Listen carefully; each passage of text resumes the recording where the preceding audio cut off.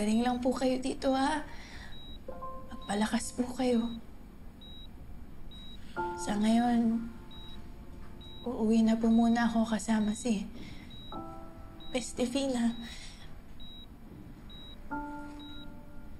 Alam ko po na hindi niyo magugustuhan yung gagawin kong to. Pero sana maintindihan niyo rin po ako, Tay. Gagawin ko po ito para rin po sa inyo. Kagaya po kung paano niyo ako prinotektahan nung hindi niyo sinabi sa akin yung totoo.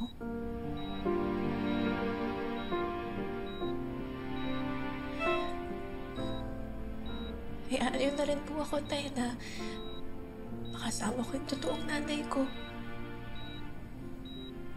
Bigay niyo na sa akin to, Tay, ah. Pero gaya po ng pinangako ko sa inyo, hindi ko po kayo iiwan. Dadalawin ko pa rin po kayo at magkakasama pa tayo.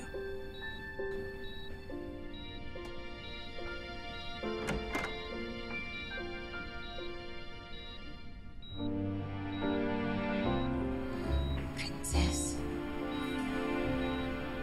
I'm so sorry, pero kailangan na natin umalis.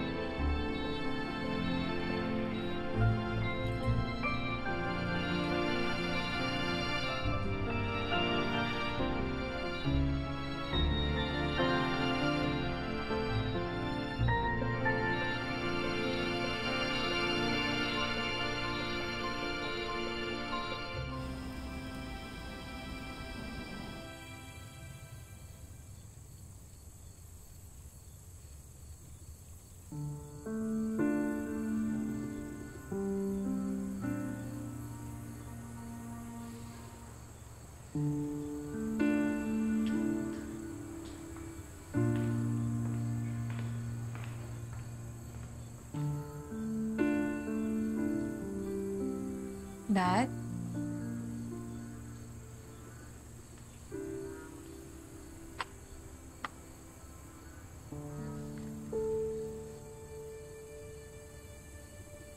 Are you okay? What's wrong?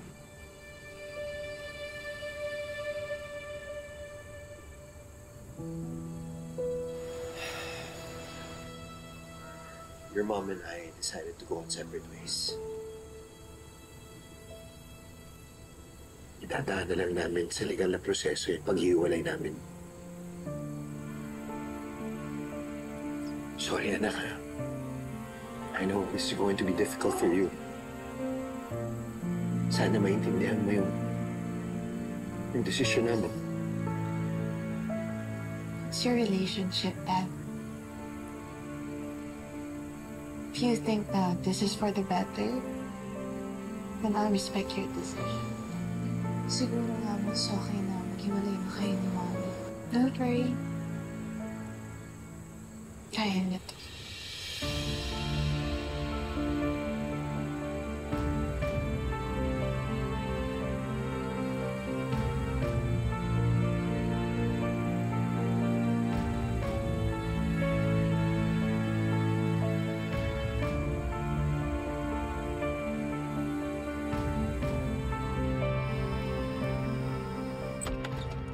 Welcome to your castle, my dear princess. Ito ang magiging kwarto mo.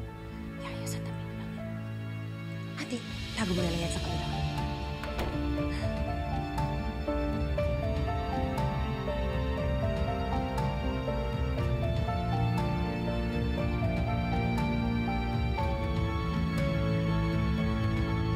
Pinag-shopping kita. Hindi ko alam kung ano yung gusto mo. So, madami na lang akong binili. Kung kailangan mo ng tulong, magsabi ka lang. May mga katulong tayo dito. Tsaka yung mga dati mong damit. Mga panbahay mo na lang.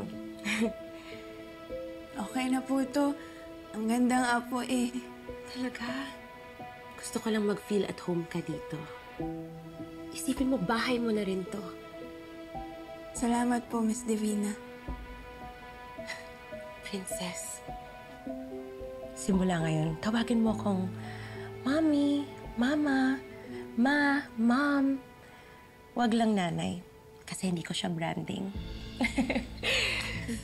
Okay po, Miss Mama. Okay lang yan, Princess. Step by step.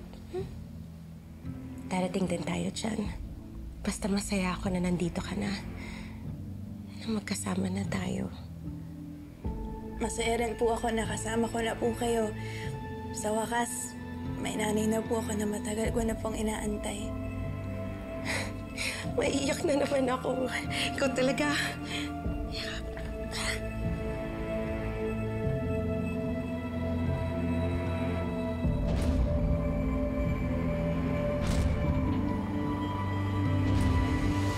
Kadire. Nakakairita na. Kailangan ko talaga makipagplastikan sa princess na yon. Nakakangalay. Pero Kaz, kailangan mo talaga magtiis kung gusto mo maging successful yung plano mo. Ito na ba magiging buhay ko ngayon, Kaz? I guess so. Wala ka namang choice, Divina. Eh, si Princess, kamusta naman? Ayan, tuwang-tuwa ang gaga. Akala niya talaga may nanay siyang nagmamahal sa kanya. Hulog na hulog siya sa drama ko. Well, kung akala niya magbubuhay prinsesa siya dito, nagkakamali siya. Mas malala pa sa selda sa loob ng si DJ nang pinasok niya dito.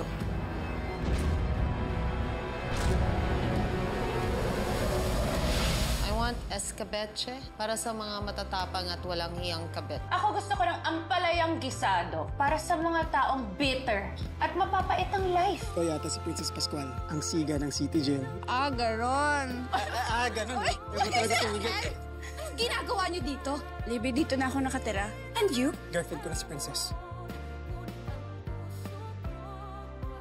That's how you welcome a city chair royal. Matapos ko maayos yung annulment case namin ni Raymond, gusto kong buuin ang sarili ko. Hindi mo kailangan balikan si Kuya Raymond. Iparamdam mo sa kanya na pagsisisihan niya na ipinagpalit ka niya kay Divina. Milagro, hindi mo kasabay asawa ko. Ay, nagmamalinis dahil mediation ngayon. Baka ayaw magpakita sa'yo dahil natatakot. Okay, mag-alala. Darating siya. Oh, she's here.